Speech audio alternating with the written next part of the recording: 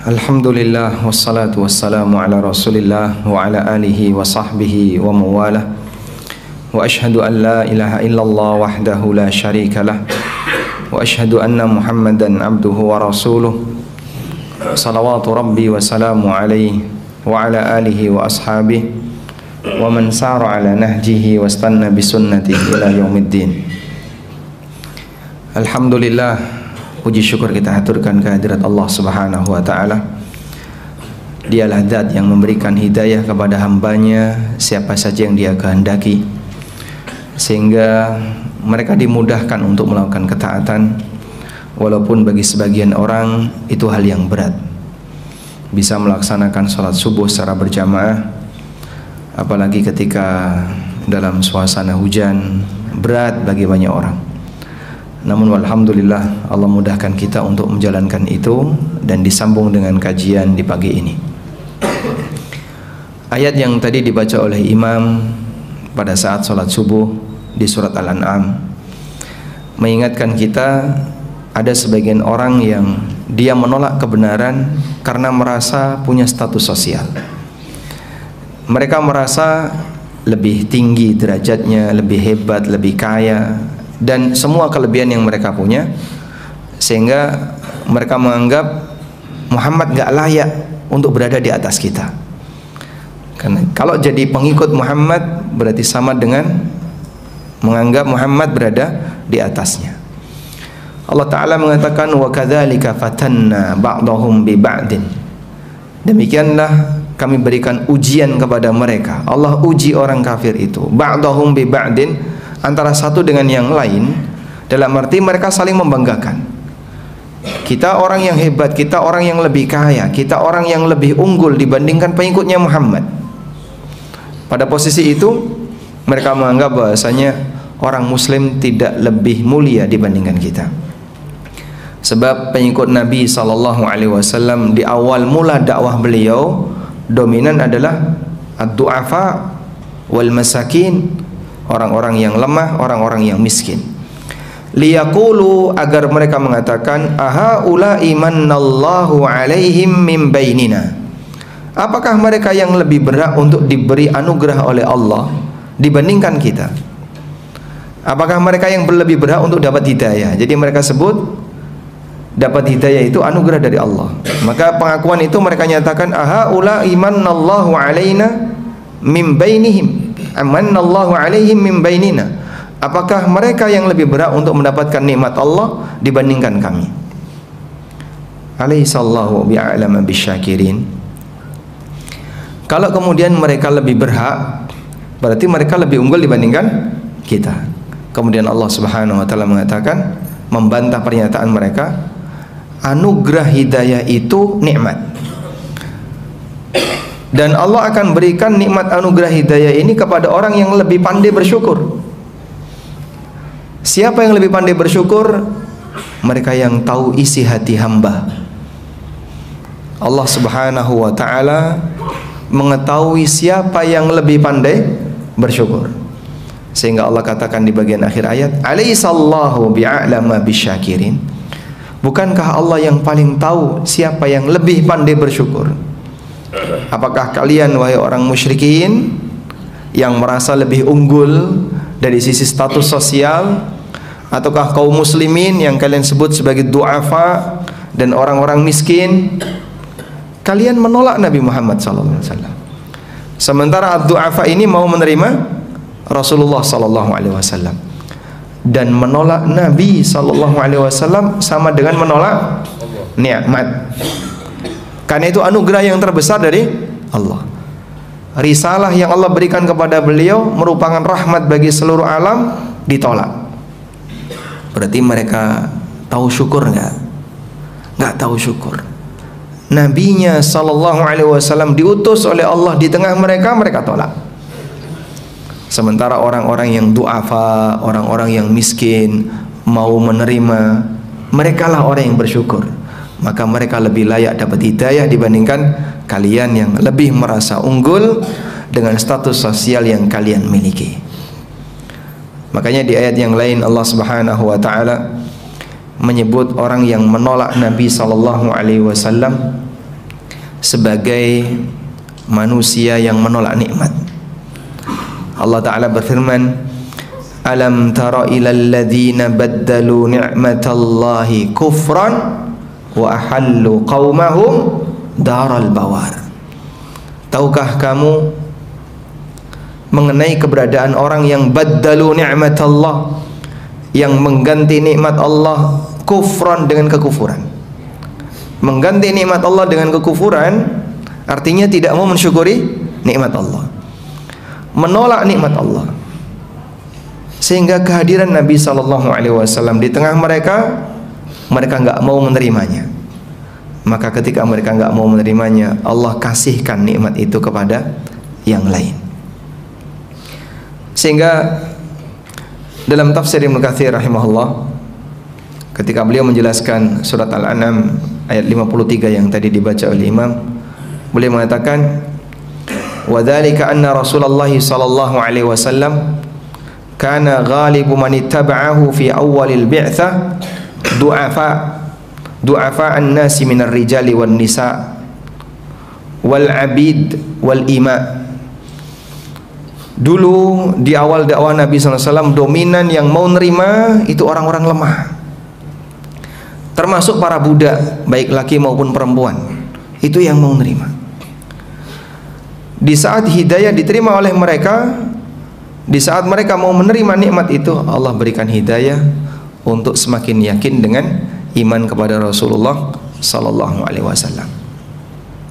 Baik, di masa belakangan seperti yang kita tahu, mungkin ada banyak fenomena orang yang menolak kajian, menolak ceramah dan seterusnya, menolak kehadiran Ustadz A, Ustadz B, sebagaimana yang sering kita saksikan.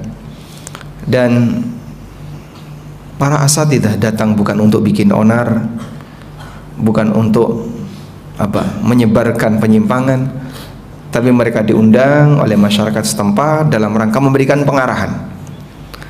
Dan kalau kita sadar bahwasanya ilmu itu nikmat, maka seharusnya tidak ditolak. Ketika itu ditolak, Allah tidak hilangkan, tapi Allah alihkan ke tempat yang lain. Mungkin orangnya bisa ditolak, tapi hidayah nggak bisa ditolak. Sebab nikmat hidayah ini Allah berikan kepada orang yang pandai bersyukur. Alaihissallahu bi'a'lama bisyakirin. Bukankah Allah yang paling tahu siapa orang yang pandai bersyukur? Maka kita layak untuk bersyukur kepada Allah ketika Allah bukakan hati kita untuk masih mau mendengar. Sebab ada sebagian orang yang merasa, itu kajian apaan sih? Mungkin dulu Pak, dengan sekarang jauh berbeda. Kita masih ingat dulu di awal-awal tahun 2000 ketika dakwah ini mulai merambat berkembang. Jadi ustadz datang sendiri dengan naik motor, naik sepeda, itu biasa. Di kajian ruangan masjid ber-AC nggak pernah ada. Adanya tempat yang panas dan ya mungkin suasananya nggak nyaman. Karena dominan yang hadir bukan orang yang berkemampuan. Belakangan walhamdulillah, sehingga ada sebagian orang yang menilai itu pengikutnya kayak gitu, orang-orang kayak gitu. Akhirnya malah menghindar karena melihat dominan yang hadir adalah yang tidak punya status sosial. Bahkan termasuk saya dulu awal mulanya. Ketika jadi mahasiswa di UGM, saya lebih seneng datang ke masjid kampus, dengerin yang bergelar profesor atau doktor. Sementara kajian-kajian di masjid-masjid kecil yang isi belum ada yang bergelar, yang dari Madinah belum pulang.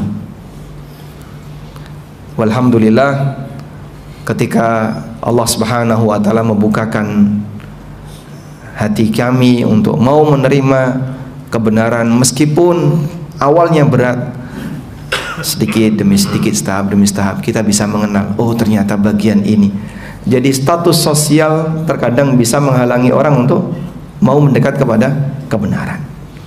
Baik, semoga renungan ini memberikan manfaat bagi kita dengan tadabbur terhadap ayat yang tadi dibaca oleh imam pada saat salat subuh. Berikutnya kita akan membahas sesuai dengan tema yang ada.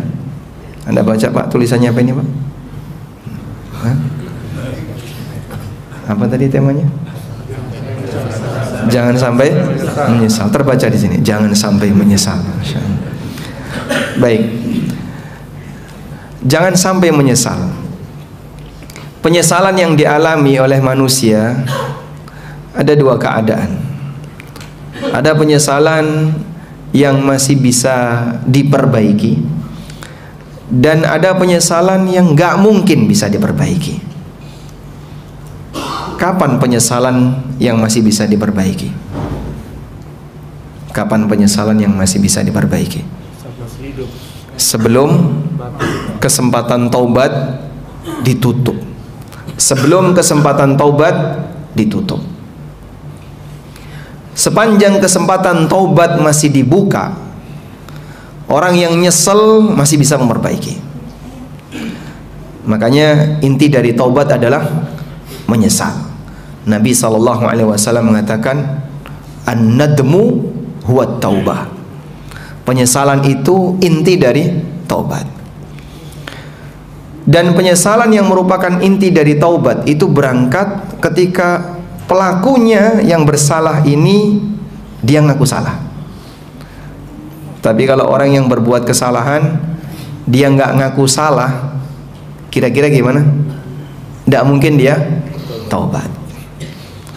Karena itu Allah Subhanahu wa ta'ala menyebut keberadaan orang yang mereka baru menyesal di hari kiamat disebabkan karena ketika di dunia dia tidak pernah merasa bersalah. Di surat Al-Kahfi, insyaallah kita semua sudah hafal, Allah Subhanahu wa ta'ala mengatakan, qul hal nunabbi'ukum bil akhsarina a'mala alladzina dhalla sa'yuhum fil hayatid dunya wa hum yahsabuna annahum yuhsinuna sun'a. Qul hal nunabbi'ukum bil akhsarina a'mala. Sampaikan ya Muhammad, apakah aku telah menyampaikan kepada kalian tentang orang yang paling rugi amalnya besok di hari kiamat?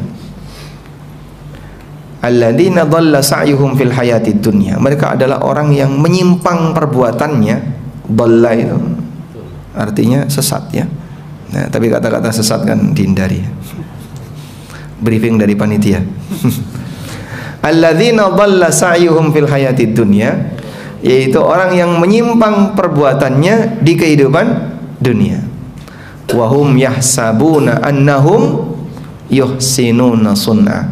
Tapi mereka menyangka kalau mereka sedang berbuat baik.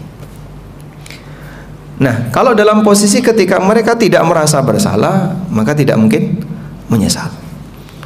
Orang itu baru menyesal ketika di satu titik dia punya an-nadam, ketika dia punya penyesalan atau dia merasa bersalah. Baik, selanjutnya kita beralih kepada penyesalan yang tidak mungkin bisa diperbaiki. Kapan penyesalan itu tidak mungkin bisa diperbaiki? Ketika kesempatan taubatnya sudah ditutup oleh Allah. Ada dua keadaan di mana kesempatan taubat itu ditutup oleh Allah. Sebutkan. Yang pertama, saat naza. Masya Allah, dapat hadiah ya. Saat naza. Baik, nanti minta tolong. Yang kedua, kapan kesempatan taubat ditutup oleh Allah? Matahari terbit dari barat. Sebelum mati, taubat sudah ditutup. Kapan itu? Ketika nyawa sudah berada di tenggorokan, menjelang dicabut oleh Allah. Masih ada di jasadnya yang disebut dengan fase ghargharah. Nabi SAW pernah mengatakan, innallaha yaqbalu taubatal abdi ma lam yugharghir.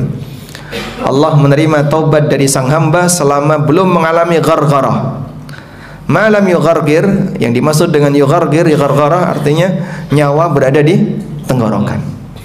Karena nyawa itu dicabut dari arah mana? Dari arah atas, kepala. Maka Rasulullah SAW mengatakan, innar ruha idza qubida tabi'atul basar. Ketika nyawa itu dicabut, diikuti oleh mata. sehingga matanya matanya mendelik, ya. Matanya terbelalak.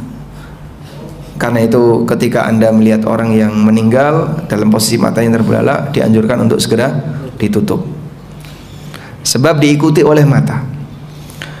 Nah, dia belum pada posisi dicabut, masih ada di jasad tapi sudah ditutup di saat menjelang kematian. Karena itu Allah ceritakan tentang Fir'aun. Pada saat Fir'aun itu bertaubat kepada Allah. Kapan Fir'aun bertaubat kepada Allah? Ketika tenggelam. Allah Ta'ala ceritakan di surat Yunus, wajawazna bi bani Israil al-bahra, kami seberangkan Bani Israel sehingga dia selamat dari lautan. Fa'atba'ahum fir'aun wa junuduhu baghyan wa adwa, lalu diikuti oleh Fir'aun dan bala tentaranya dengan penuh semangat permusuhan dan ingin mengganyang Bani Israel. Jadi apa yang mendorong Fir'aun untuk nyebrang? Padahal begini, kalau Fir'aun ketika melihat Bani Israel sudah berhasil nyebrang, terus Fir'aun pulang, dia masih jadi raja. Tapi Allah Subhanahu wa ta'ala sematkan di hati Fir'aun keinginan kuat untuk membantai Bani Israel bersama pasukannya.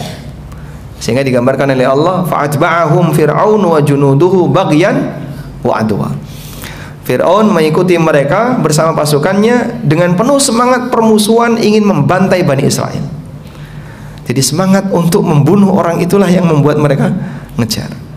Andaikan dia pulang, dia masih bisa jadi raja, masih bisa menikmati kerajaannya bersama dengan pasukan-pasukannya, masih bisa menikmati kekayaan yang ada di kota Mesir. Tapi mereka ikut, akhirnya ditenggelamkan oleh Allah Subhanahu wa ta'ala. Al-jaza'u min jinsil amal, balasan itu sejenis dengan amal. Dulu Fir'aun ini membantai semua anak laki-lakinya Bani Israel, sehingga yang ditinggal perempuan. Maka Allah binasakan Fir'aun bersama dengan bala tentaranya, yang mati laki-laki semuanya, perempuannya di Mesir karena kan gak ikut. Yang wanitanya tertinggal di Mesir, yang lemah-lemah, yang sudah kakek-kakek, kemudian wanita-wanita, semuanya ditinggal di Mesir. Fir'aun dan pasukannya yang laki-laki semuanya ikut, tenggelam semuanya. Sebagaimana dulu mereka membantai laki-lakinya Bani Israel. Allah Maha Adil. Al-jaza'u min jinsil amal. Baik. Hatta idza adrakahul gharaq, sampai ketika dia tenggelam.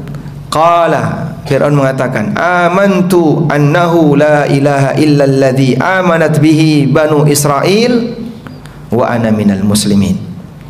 Aku beriman tidak ada Tuhan yang berhak disembah kecuali Tuhan yang diimani oleh Bani Israel, dan aku menjadi orang muslim. Kemudian malaikat mengatakan, al-an, baru sekarang, al-an wa qad asaita qablu, baru sekarang kau taubat, padahal sebelumnya kau durhaka, kau bermaksiat, wa kunta minal mufsidin, dan kau banyak berbuat kerusakan. Diseseli dengan apa? Lumpur, kemudian ditenggelamkan, tapi diabadikan oleh Allah jasadnya. Fal yauma nunajjika bi badanika litakuna liman khalfaka ayah. Pada hari ini aku selamatkan jasadmu untuk menjadi tanda kebesaran Allah bagi generasi setelahmu. Inilah contoh orang yang dulu paling pembangkang di muka bumi, yang minta disembah, bahkan ngaku Rabbul Alamin. Innama ana rabbukumul a'la. Dia mengklaim dirinya al-a'la, yang tertinggi. Maka Allah Subhanahu wa ta'ala ngasih hukuman seperti ini untuk orangnya. Baik. Dan orang mati, kalau jasadnya kelihatan, itu terhormat atau tidak? Tidak. Kenapa? Makin nampak jelek, gitu kan? Nampak menakutkan. Sehingga cara Allah menghinakan Fir'aun, setelah mati tetap dihinakan. Kalau jasad tidak kelihatan kan terkubur tanah sudah selesai.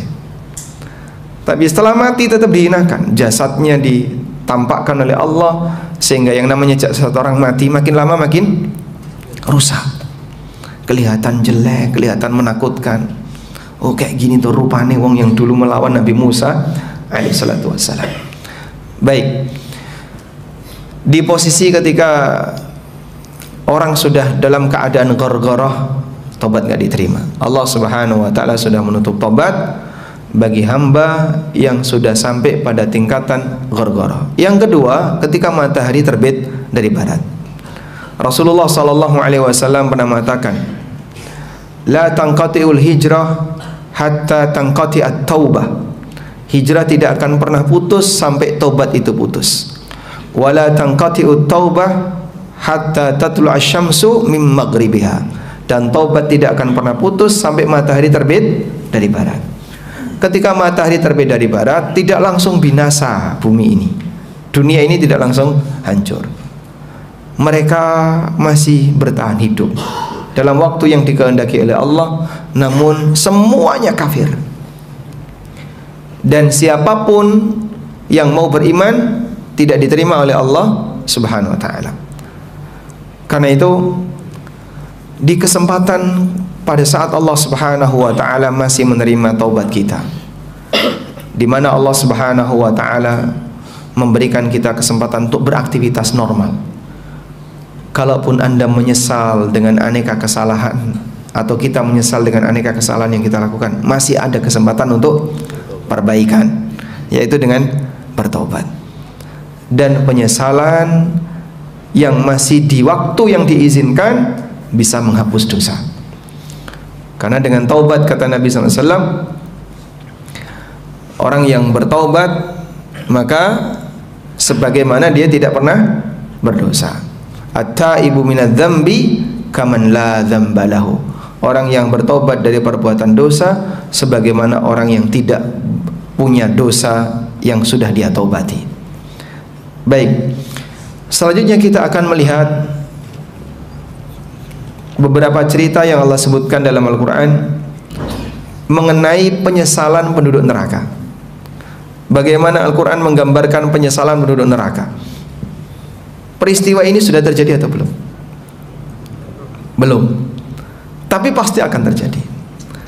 Karena seperti inilah nanti kalimat penyesalan yang akan mereka sampaikan pada saat mereka dimasukkan oleh Allah Subhanahu wa taala ke dalam neraka. Kita akan lihat di antaranya. Yang pertama, mereka semuanya menyesal ingin kembali ke dunia. Sebagaimana yang Allah Subhanahu wa taala firmankan di surat Al-Fajr, yaqulu ya laitani qaddamtu li hayati. Yaqulu ya laitani qaddamtu li hayati. Mereka mengatakan, ya laitani, celakalah aku, qaddamtu li hayati, andaikan dulu aku menyiapkan di masa aku hidup. Di saat mereka berada di yaumil qiyamah, di hari akhir, mereka mengatakan qaddamtu li hayati, ya laitani qaddamtu li. Semua orang akan mengalami itu. Saya, Anda, dan semua orang akan mengalami itu. Semuanya menyesal kenapa dulu tidak persiapan maksimal ketika masih hidup. Yaqulu ya laitani qaddamtu li hayati, andaikan dulu aku persiapan ketika aku masih hidup. Yang itu nggak mungkin bisa ditarik kembali. Mukmin maupun kafir semua akan mengalami. Yang mukmin mereka merasa menyesal karena apa, Pak? Merasa ketaatannya kurang, merasa terbebani dengan maksiat dan dosa yang pernah mereka lakukan. Karena semua perbuatan maksiat akan jadi beban di punggung hambanya, jadi beban di punggung sang hamba. Alam nashrah laka sadrak wa wada'na anka wizrak alladhi anqadha dhahrak. Allah katakan wa wada'na anka wizrak, kami hilangkan dosa darimu, alladhi anqadha dhahrak, yang itu akan menjadi beban, dhahraka, punggungmu. Allah hilangkan dosa Nabi SAW, tapi kita kan tidak ada jaminan kayak gitu. Sehingga apapun yang kita lakukan akan jadi beban di punggung kita. Baik. Selanjutnya, terus gimana Pak caranya untuk bisa mengatasi penyesalan? Sebelum datang waktunya kita perbaiki. Walhamdulillah, Allah kasih hidayah kita sebagai mukmin. Walhamdulillah, Allah berikan kita kesempatan untuk mau belajar, mau mendekat ke Al-Quran, mau mendekat untuk mengisi waktu dengan mendengarkan tausiah dan ceramah. Dan semua ini hidayah yang diberikan oleh Allah bagi sang hamba. Tinggal selanjutnya, apa perbaikan yang bisa kau lakukan? Kebaikan dipertahankan dan ditambah, dan kekurangan segera dikurangi. Kalau masih ada aib, perbuatan maksiat dan dosa, segera dikurangi sebisanya. Karena kita masih punya kesempatan, di mana semua orang pasti nanti akan mengalami penyesalan ketika dibangkitkan oleh Allah Subhanahu wa taala di yaumil qiyamah. Selanjutnya, penyesalan yang dialami oleh orang munafik, di mana mereka tidak bisa mengejar orang yang beriman disebabkan cahayanya dipadamkan oleh Allah Subhanahu wa taala. Allah taala berfirman, "Yauma yaqulul munafiquna wal munafiqatu lil ladzina amanu." Pada hari di mana munafik lelaki dan munafik wanita mereka memanggil orang-orang yang beriman, "Unduruna naqtabis min nurikum." Tunggu kami mau mengikuti cahaya kalian. Jadi setelah orang kafir disingkirkan oleh Allah, dimasukkan ke dalam neraka, yang tertinggal mukmin dan munafik. Allah berikan suasana gelap gulita. Pak, kok bisa gelap Pak? Katanya matahari didekatkan 1 mil. Nuansa seperti ini berubah-ubah sesuai yang dikehendaki. Dalam posisi gelap itu semuanya nggak punya penerang kecuali yang mukmin. Allah jadikan cahaya orang mukmin di mana? Min baini aidihim wa an aimanihim wa an syama'ilihim, dari depan dan kanan dan kiri. Sebagaimana yang Allah firmankan tentang perintah untuk bertaubat. Ya ayyuhalladzina amanu tubu ilallahi taubatan nasuha asallahu ayyukaffir ankum sayyiatikum wa yudkhilakum jannatin tajri min tahtihal anhar yauma la yukhzillahu an-nabiyya walladzina amanu nuruhum yas'a baina aydihim wa biaimanihim. Cahaya mereka, nuruhum yas'a baina aydihim wa biaimanihim, cahaya mereka membimbing mereka di arah depan dan sebelah kanan. Orang mukmin punya itu. Nah, orang munafik pingin ngikutin karena cahaya mereka redup. Allah matikan cahayanya, sehingga di saat cahaya mereka mati, mereka manggil orang mukmin karena mereka masih bersama dengan orang mukmin. Maka dikatakan kepada orang munafik, "Qilarji'u wara'akum faltamisu nura." Coba kamu balik saja ke belakang, cari cahaya di belakang. Nah, begitu orang munafik balik ke belakang untuk nyari cahaya, faduriba bainahum bisur. Kemudian Allah pasang tembok di antara mereka. Lahu babun, yang ada pintunya. Batinuhu fihi rahmah wa zahiruhu min kibalihil adab. Tembok yang ada pintunya itu di sebelah dalam isinya rahmat, yang luar isinya adab. Mereka kemudian berguguran masuk ke dalam neraka dalam keadaan kegelapan. Jadi ibarat ada jurang yang sangat dalam, orang lewat di malam hari tanpa cahaya, kemudian dia merambat-merambat kecemplung. Suasana seperti itulah yang nanti akan dialami oleh orang munafik. Sehingga di saat mereka berusaha untuk mengejar cahayanya orang mukmin, kemudian ditutup oleh Allah dengan tembok, lalu mereka sudah tidak mampu lagi untuk mengejar, maka mereka kebingungan dalam suasana gelap gulita. Dalam keadaan itu mereka berhati-hati agar tidak kecemplung ke dalam jurang. Tiba-tiba mereka terperosok ke dalam jurang, masuk neraka. Ini nuansa yang dialami oleh orang munafik yang Allah Subhanahu wa taala ceritakan di surat Al-Hadid. Selanjutnya, ada juga penyesalan yang dialami oleh orang kafir, di mana pada waktu mereka di dunia rajin ibadah, menyembah berhala dan Tuhan selain Allah yang mereka harapkan nanti bisa memberikan pertolongan. Sehingga orang kafir beramal atau tidak? Beramal? Beramal. Mereka beramal. Bahkan bisa jadi ada di antara mereka yang amalannya lebih serius daripada orang mukmin. Coba Pak, bertapa dengan posisi postur tubuh tertentu ya, nggak boleh banyak gerak, kadang tidak makan, tidak minum dalam waktu yang lama sampai badannya kurus karena jadi petapa. Nah, itu kan lebih sulit ya dibandingkan iktikaf. Anda iktikaf dengan semedi itu bahasa Arabnya sama. Akifun, akafa, yakufu. Makanya Ibrahim mengatakan kepada kaumnya yang mereka menyembah berhala, Ibrahim mengatakan wa ma hadhihi tamathilul lati antum laha akifun. Ini berhala apa toh yang kalian iktikaf di hadapannya? Antum laha akifun. Kalian iktikaf di hadapannya. Karena inti dari iktikaf adalah berdiam diri dalam rangka ibadah.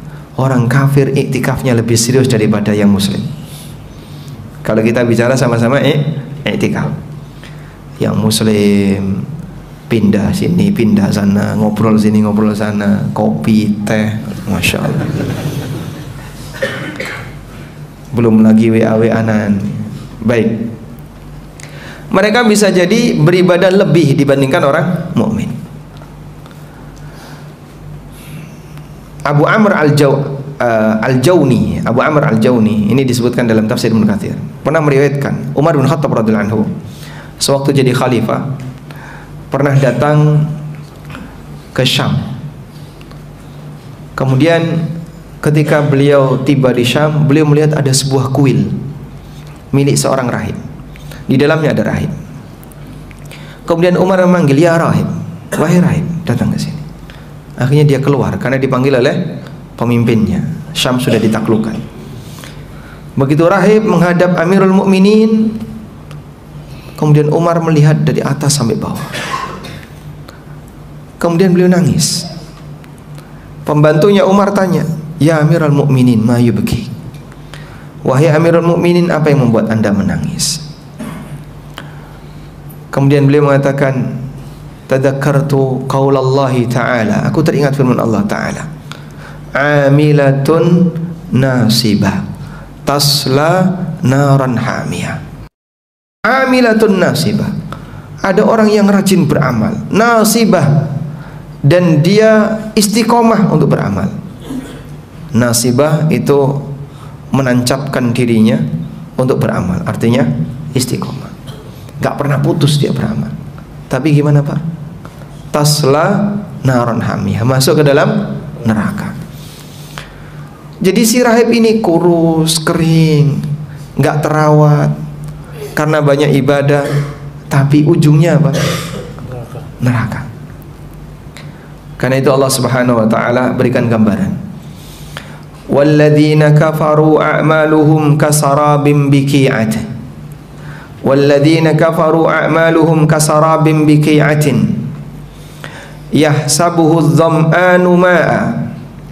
Orang-orang kafir itu dalam menghadapi amalan mereka, kata Allah, kasarabin biqi'ah, seperti fata morgana yang ada di padang pasir.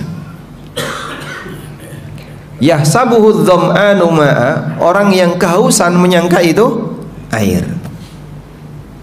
Sehingga coba bayangin gini Pak, orang yang kehausan berada di satu titik tertentu, dia berada di padang pasir nyari air, nggak ada.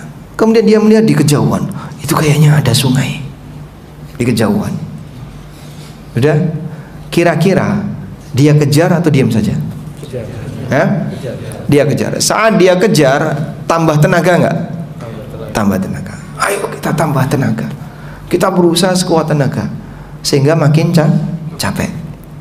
Udah kehausan, dalam kondisi sangat capek, melihat fata morgana, dikejar. Begitu dia kejar, dalam posisi dia makin capek, hatta idza ja'ahu lam yajidhu syai'an. Sampai ketika dia tiba di sana, dia nggak dapat apa-apa. Lu kok nggak ada? Kok nggak ada apa-apa? Padahal mereka sudah berusaha untuk ngejar, mereka sudah berusaha untuk capek, sudah nambah tenaga, tapi sampai sana nggak dapat apa-apa. Wa wajadallaha indah. Yang dijumpai adalah Allah yang akan menghisapnya.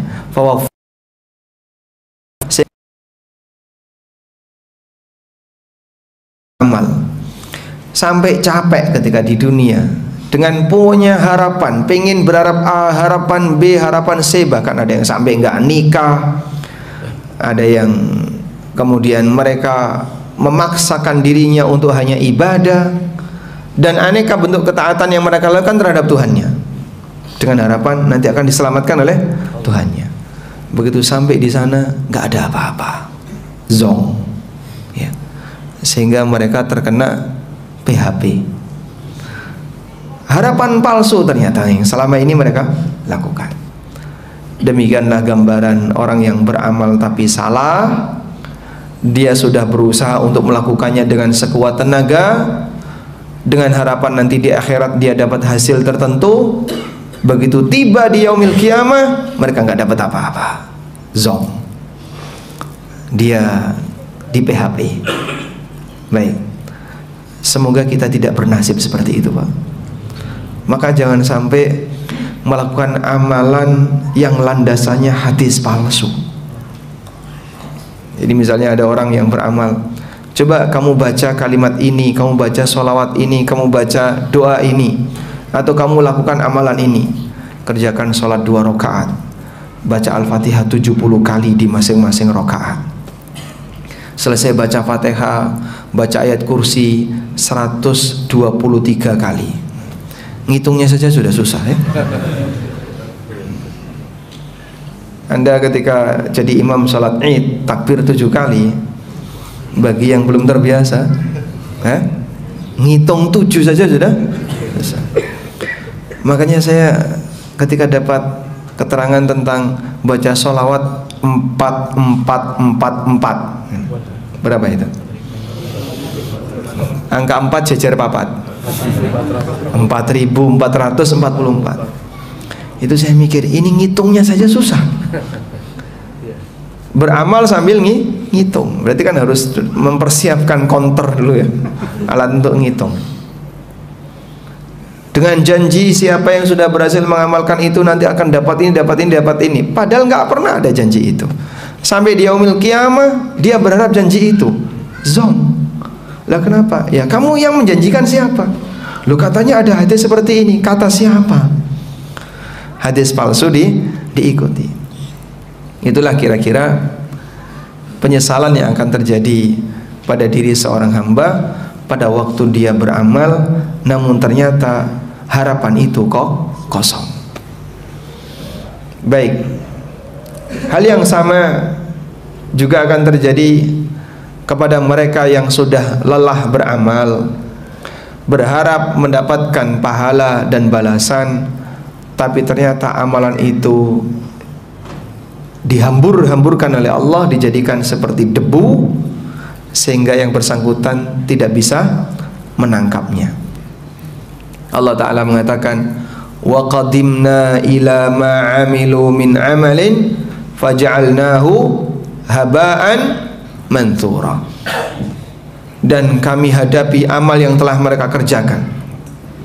Jadi ditunjukkan oleh Allah, kau dulu yang pernah menyantuni anak yatim, kau dulu yang sering bergabung di lembaga filantropi, kau dulu yang katanya punya semangat sosial, pingin punya kegiatan-kegiatan sosial, sehingga dia merasa dengan semua itu nanti akan ada harapan di yaumil qiyamah, tapi dia tidak beriman, atau bisa jadi riyaknya dominan sehingga memperjuangkan itu biar nanti dikenang oleh masyarakat, punya pengikut, punya massa, punya apa lagi, bisa mencalonkan untuk jadi pemimpin dan seterusnya.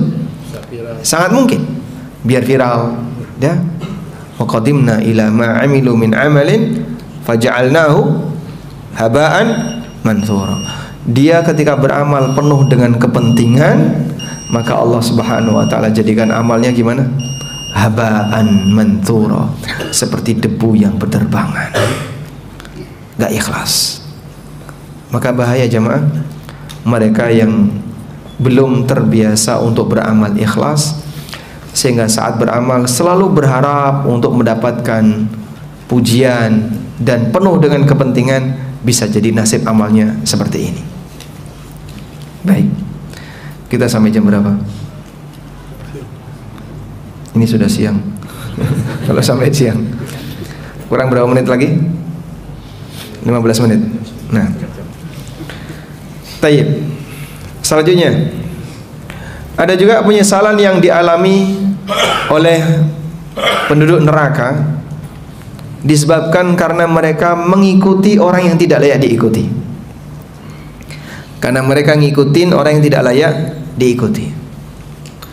Allah Subhanahu wa taala berfirman setelah mereka dimasukkan ke dalam neraka, wa qalu rabbana inna ata'na sa'adatana wa kubara'ana fa'adalluna as-sabila rabbana atihim di'faini minal adab wal'anhum la'nan kabira. Mereka mengatakan, rabbana, wahai Rabb kami, inna ata'na sadatana, kami dulu mentaati pemimpin-pemimpin kami, para tokoh-tokoh kami, wa kubara'ana, dan pembesar-pembesar kami, fa'adalluna sabila, ternyata mereka menyesatkan kami dari jalan yang lurus.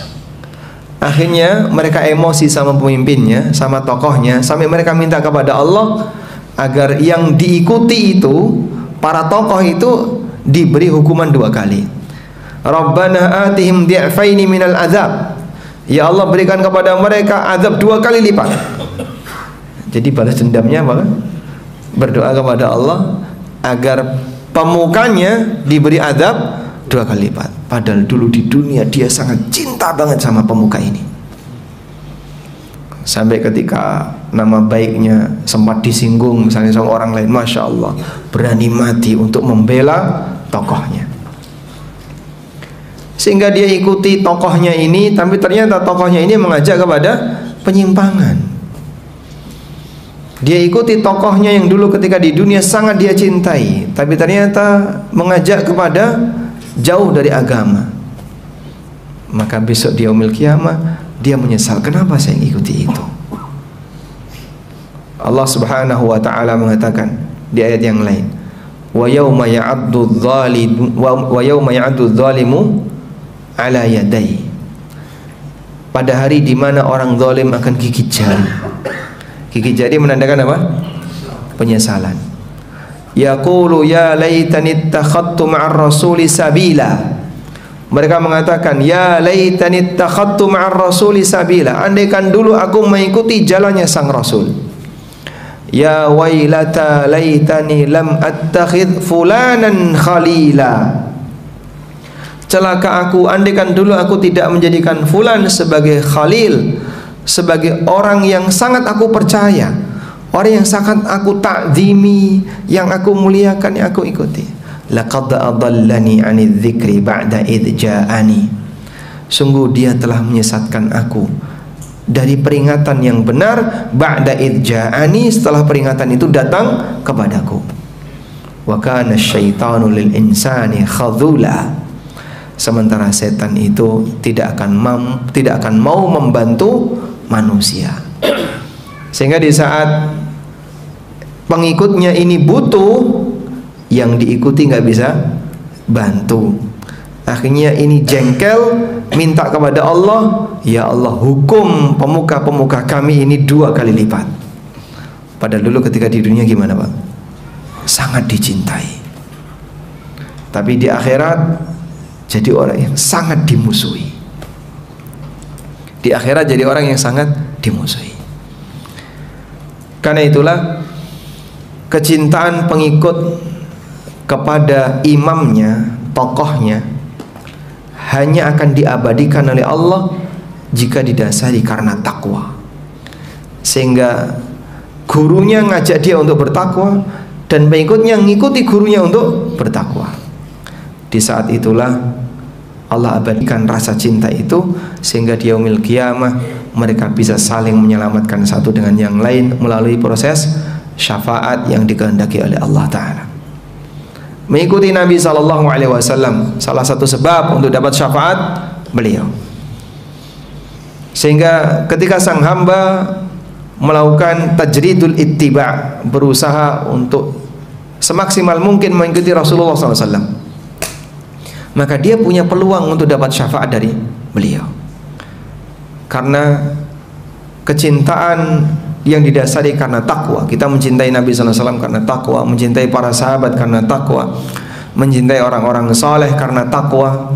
Jadi mereka kita ikuti dalam kegiatan takwa, maka nanti akan diabadikan oleh Allah Ta'ala. Sebagaimana yang Allah firmankan, al-akhillau yawma idzin ba'duhum li ba'din adu illal muttaqin. Hubungan kedekatan antara satu dengan yang lain akan jadi sumber permusuhan kecuali kedekatan karena takwa. Maka kalaupun kita punya teman akrab, baik karena kesamaan hobi, karena kesamaan merek mobil, ya, terus bentuk komunitasnya ada kan banyak ya. Nah, merek mobilnya sama, bikin komunitas. Karena kesamaan A, karena kesamaan B, tolong dipertimbangkan. Semua hubungan kedekatan itu akan menjadi penyesalan di hari kiamat, kecuali yang dilatar belakangi takwa, bukan dilatar belakangi hobi atau dilatar belakangi kesamaan merek kendaraan. Baik, wallahu ta'ala alam. Kemudian ada sebuah pernyataan yang terakhir ya, berkaitan dengan kegiatan kita dalam belajar dan mengajar.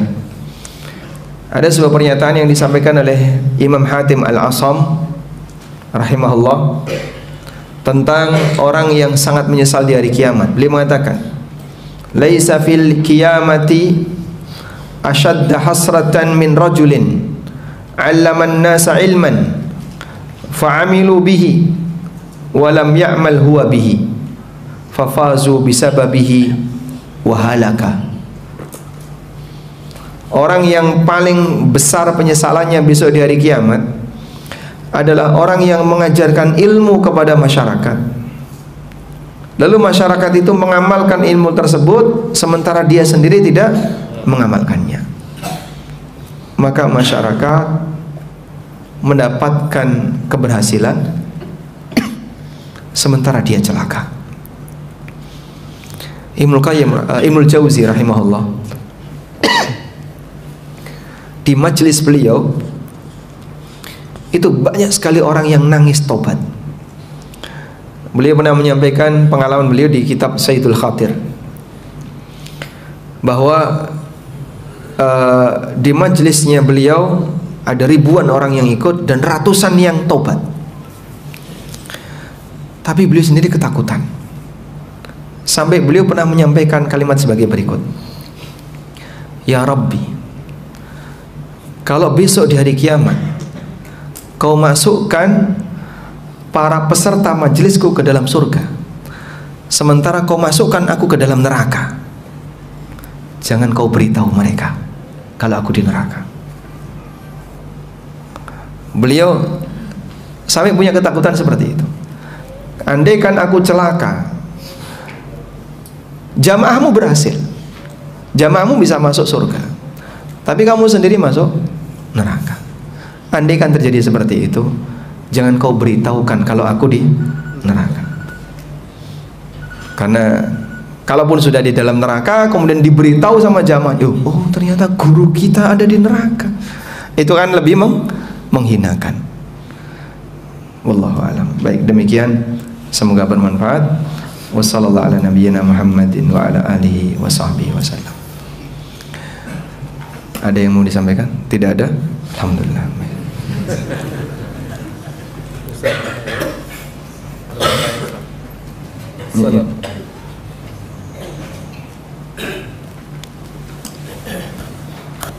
Assalamualaikum warahmatullahi wabarakatuh. Waalaikumsalam warahmatullahi wabarakatuh. Satu pertanyaan ya Ustaz. Kan manusia itu tidak pernah lepas dari dosa Ustaz. Perubahan yang ada Ustaz.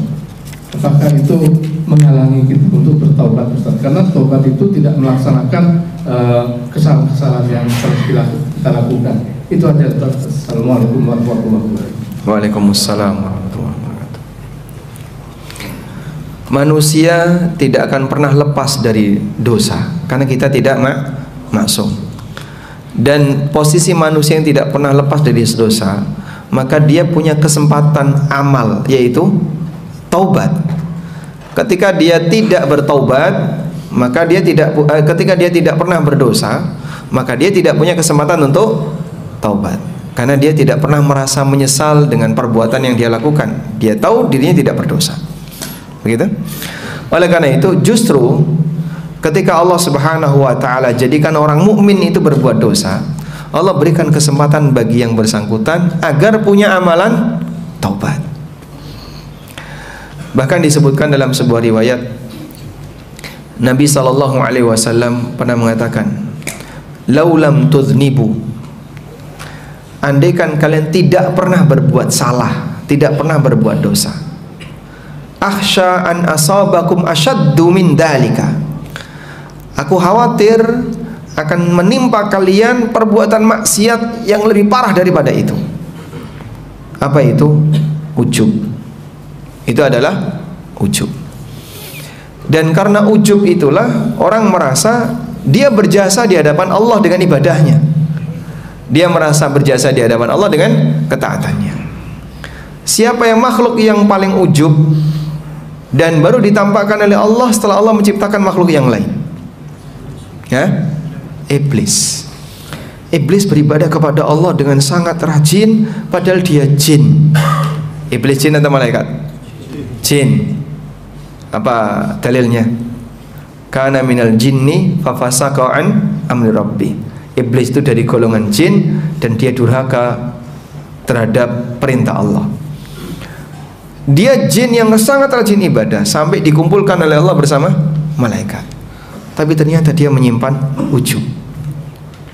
Dan ujubnya iblis ditampakkan oleh Allah setelah Allah ciptakan Adam. Maka adanya perbuatan dosa bagi mereka yang mengakui kesalahannya, aku adalah hamba yang tidak maksum dan pasti aku berbuat salah, aku pasti berbuat dosa. Itu bukti bahwa Allah memberi kesempatan bagi yang bersangkutan untuk beramal taubat. Wallahu alam. Sehingga justru itu akan menjadi pendorong bagi dia untuk bertobat, walaupun nanti akan mengulang. Karena yang namanya manusia tidak maksum. Wallahu alam. Assalamualaikum waalaikumsalam. Bagaimana menghilangkan sikap dari kekecewaan orang-orang yang dahulu berekspektasi kepada kita menjadi tokoh agama, namun lebih kepada hal-hal yang tradisi yang tidak ada ajarannya dalam Islam, dan bagaimana agar kita tetap bersosialisasi kepada mereka? Baik,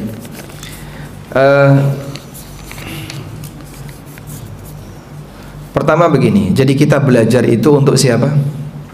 Untuk diri kita. Yang awalnya adalah untuk diri kita, bukan untuk menilai orang lain. Pertama itu. Sehingga saat Anda belajar mengenal A, mengenal B, mengenal C, agar aku mengamalkan itu sehingga aku bisa selamat. Baik. Tahapan berikutnya adalah kita berusaha untuk menularkan kebaikan ini kepada orang terdekat, keluarga kita, istri dan anak-anak, orang tua dan seterusnya. Tahapan berikutnya, Anda akan menjumpai penyimpangan di lingkungan. Nah, di fase yang ketiga ini, jangan jadi orang yang terlalu sensitif, dalam arti gampang bergejolak emosinya ketika melihat sesuatu yang tidak sejalan dengan pemikiran atau diri kita. Ada beberapa pengantar yang perlu Anda lakukan, sebab efek sampingnya bukan cuma diri Anda, tapi termasuk yang lain. Dicatat karakternya. Oh, memang karakter orang kayak gini itu kayak gini semua. Jadi semuanya kena. Tuh lihat. Nah, tuh lihat ya. Terus nyebut gelar ini, nyebut gelar itu, dan seterusnya. Padahal yang salah yang bersangkutan. Dia mungkin kurang hikmah ketika berdakwah, asal-asalan. Tapi yang kena kan bukan cuma satu orang. Yang kena siapa? Semuanya. Orang menilai dari kesalahan satu untuk semuanya. Meskipun kita sepakat bahwa Islam tetap agama yang terhormat, walaupun ada pelanggaran yang dilakukan oleh penganutnya. Sehingga bagian itu yang mungkin perlu dijaga, dan sambil berkonsultasi kepada asatidzah yang punya kemampuan berkaitan dengan masalah bijak dalam berdakwah, gimana teknis yang tepat menghadapi ini. Misalnya kalau kita dapat undangan acara ini sementara kita keberatan untuk berangkat, kita disuruh diminta untuk menghadiri acara ini sementara kita nggak pingin untuk berangkat, gimana teknisnya? Nah, seperti itu kan butuh trik ya, agar jangan sampai terjadi dampak buruk yang tidak diinginkan. Wallahu a'lam.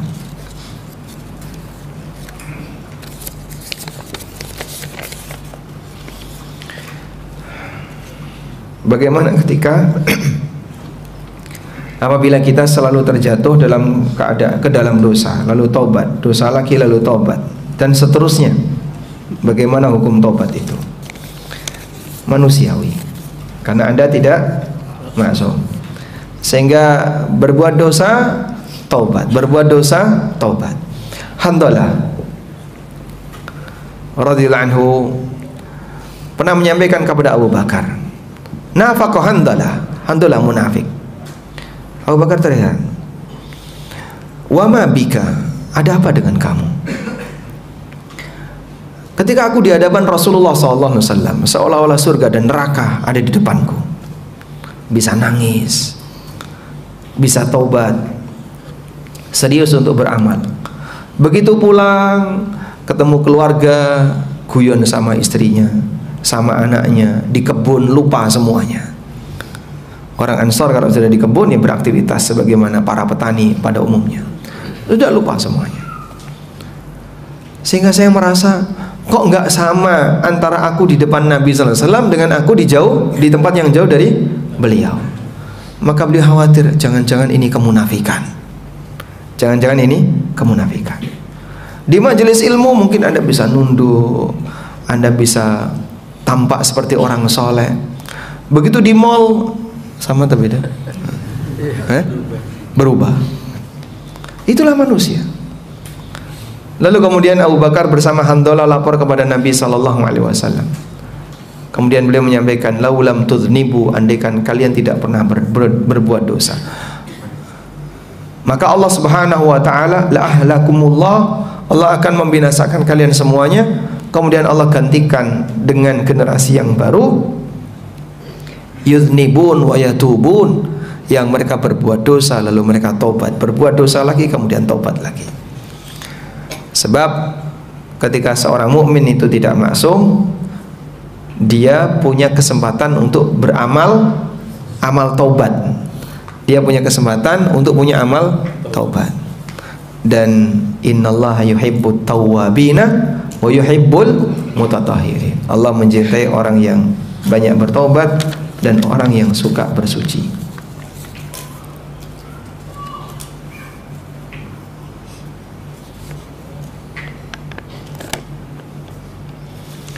Ini pertanyaannya di luar tema.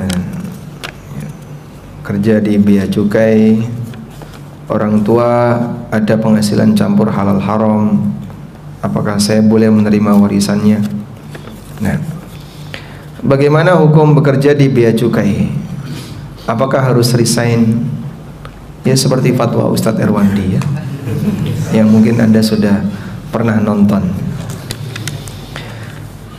Lalu kalau orang tua penghasilannya campur halal haram, apakah saya boleh menerima warisannya? Nah, berkaitan dengan warisan yang bercampur, ada keterangan dari Imam An-Nawawi rahimahullah. Yang pertama begini, kalau Anda yakin ada harta haram yang dimiliki oleh orang tua, misalnya bapak tahu betul ini dulu ayah saya memperolehnya dengan cara yang terlarang, mobil ini hasil suap misalnya ya, bapak ketika masih menjabat ada orang yang ngasih hadiah mobil agar beliau mau ACC A, ACC B, sehingga Anda tahu betul ini mobil hasil suap, maka mobil ini nggak boleh jadi warisan, harus dikeluarkan. Dan mereka memiliki kaidah innal mauta la yutayyibu khabitha, innal mauta la yutayyibul khabitha, kematian itu tidak bisa membuat yang haram jadi halal. Kematian tidak bisa membuat yang haram jadi halal. Sehingga harta haram dimiliki si A, lalu si A mati, maka harta haram ini tidak berubah jadi halal karena jadi warisan. Maka ini harus dikeluarkan. Yang kedua, hartanya syubhat dan anak nggak tahu. Tapi bapak selama kerja ya beliau kerja sebagai A, sebagai B, mungkin ASN yang kadang ada campuran-campuran sebagaimana informasi yang Anda dapatkan. Tapi Anda nggak tahu bagian mana. Jika Anda tidak tahu, maka hukum asalnya halal. Yang ketiga, apabila bercampur dan Anda bisa memisahkan. Bapak dulu pernah kerja di lembaga ribawi selama 5 tahun misalnya. Dari situ beliau dapat ini, dapat ini, dapat ini. Terus beliau bekerja, beliau resign dan kerja di perusahaan BUMN yang bukan riba. Dan beliau dapat ini, dapat ini. Anda bisa pisahkan, maka yang haram tadi disisihkan. Wallahu a'lam.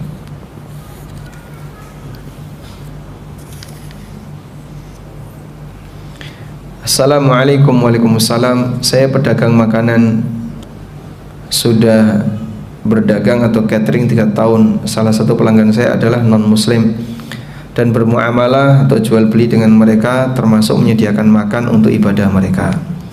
Bagaimana status jual beli saya secara syar'i? Apakah halal atau haram? Bagaimana saya harus bersikap kepada mereka?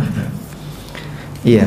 Nah, mungkin agak rumit karena dia pelanggan Anda, namun kegiatan dia campur, kadang kegiatan duniawi dan kadang kegiatan agama. Ya mungkin perlu ditegasi sehingga sampaikan kepada yang bersangkutan, untuk kegiatan non agama saya bisa layani, tapi untuk kegiatan agama saya belum bisa layani. Sehingga nanti konsumen silakan milih. Ya sudah, saya tak pindah semuanya saja.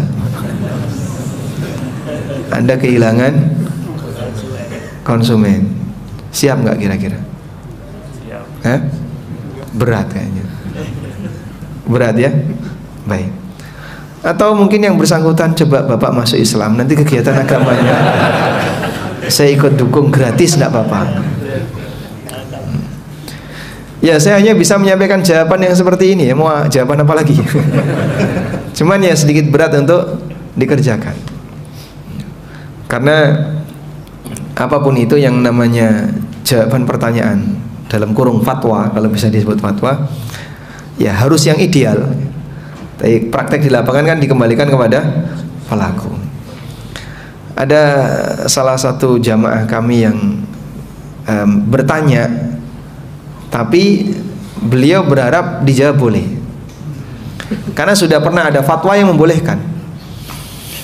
Jadi beliau bilang, boleh nggak saya ikuti fatwa ini? Kan ini sudah ada fatwa yang membolehkan.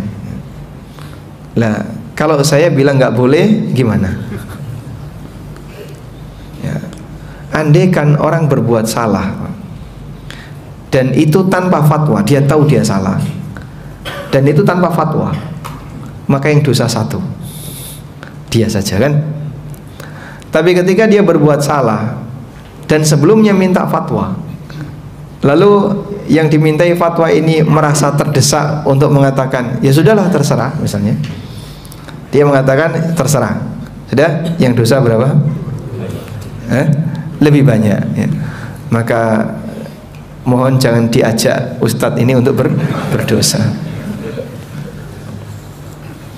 Ada banyak misalnya ibu-ibu yang safar tanpa mahram. Ustadz, kalau saya safar tanpa mahram nih, boleh nggak dengan alasan ini? Alasan ibunya sekalian ya, dengan penuh alasan. Ustadznya nggak tega kalau jawab nggak boleh. Ya kalau seperti itu gimana lagi? Merasa bahasanya itu fatwa yang membolehkan. Akhirnya dilakukanlah dengan landasan sudah ada fatwa. Pikiran sebagian orang ternyata seperti itu, bahwa produk bank ini sudah ada fatwanya. Nanti kalaupun dosa, salah yang nanggung dosa yang berfatwa. Terus kamu pelakunya, ya nggak dosa, kok enak kayak gitu. Andai kan bisa seperti itu Pak, maka orang yang paling selamat adalah orang yang bodoh agama. Itu paling selamat sudah. Sehingga jadilah orang yang bodoh agama, hidupmu pasti selamat dunia akhirat. Ada kayak gitu? Nggak ada. Yang benar gimana? Motivasi untuk belajar. Wallahu a'lam. Apakah mendapat makan siang dari vendor atau rekan atau penyedia termasuk gratifikasi bila penyedia layan, termasuk gratifikasi bila tidak boleh diterima karena tidak mungkin dibuang, dan bila ditolak rekan kantor akan berpandangan negatif karena menolak makanan yang sudah dibagikan. Baik, jika Anda sudah mendapatkan gaji di perusahaan tempat Anda bekerja, lalu ada klien perusahaan itu atau vendor perusahaan itu, dan Anda dikasih makanan. Pertama yang perlu diperhatikan adalah perusahaan tempat Anda kerja ini swasta atau milik negara. Kalau swasta, tinggal minta izin kepada atasan atau pemilik, selesai. Kalau pemiliknya mengizinkan, nggak apa-apa Pak, kami mengizinkan karyawan kami kalau ada jamuan makan dari vendor, supplier, silahkan ya. Yang kedua, kalau itu milik negara, nah ini perlu diperketat. Aturan KPK itu sudah ideal. Jamuan untuk tamu, misalnya Anda datang inspeksi ke tempat A, ke tempat B, terus dikasih jamuan sebagai tamu yang mau bertugas audit, inspeksi dan seterusnya. Sepanjang sifatnya jamuan normal, tidak masalah ya. Cuman misalnya teh, kopi itu kan normal ya, Baik. Tapi kalau entertain ya, entertain berapa biasanya? Berapa juta? Tergantung tanda tangan ya. Kalau ada biaya entertain dengan nilai-nilai tertentu, ini beda lagi ya. Seperti ini apa? Suap. Seperti ini suap, gratifikasi dan seterusnya. Dan hukumnya harta gulul, harta khianat. Wallahu a'lam. Walhamdulillahirabbil alamin. Wassallallahu ala nabiyyina Muhammadin wa ala alihi wa sahbihi wasallam. Wa akhiru da'wana alhamdulillahirabbil alamin. Wassalamualaikum warahmatullahi wabarakatuh.